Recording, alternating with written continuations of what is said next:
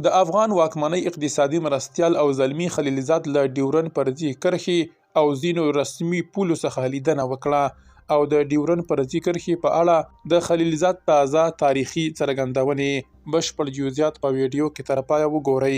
پاتمنو لیدونکو ستړي مشئ. اقتصادي مرستیال او زلمی خلیلزاد د بدخشان ولایت اړوند واخان، زیباک او کران منجان ولسوالیو له لرو پرتو سیمو څخه لیدنه کړې ده.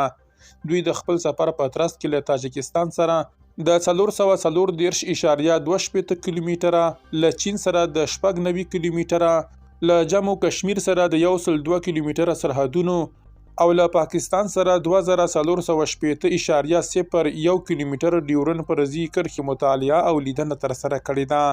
د رسنیو راپورونه ښیي چې یاد پلاوي داسې مهال له سرحدي سیمو لیدنه کړې چې له تیرو 13 کلونو راهیسې دولتي مسؤلان دې سیمو ته نه وو تللي. دا لیدنه داسې مهال ترسره کیږي چې تیره ورځ زلمی خلیلزاد څرګنده کړې وه. تورخم بولدک تر اټکه د افغانستان خاوره ده او پاکستان به یوه ورځ دغه سیمې افغانستان ته وسپاري. زلمی خلیلزاد د افغانستان د سولې لپاره د امریکا پخواني ځانګړي استازي ویلي چې د افغانستان او پاکستان ترمنځ سرحدي سیمې په ځانګړې توګه تورخم او بولدک د افغان ملت حق ګڼل کیږي.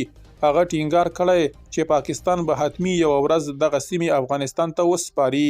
خلیلزاد د سرحدي شخړو په اړه په واضح دریځ سره ویلي چې د سیمې تاریخ، جغرافیه او نړیوالو تړونونو پر بنسټ دا سیمې د افغان ولس حق دی.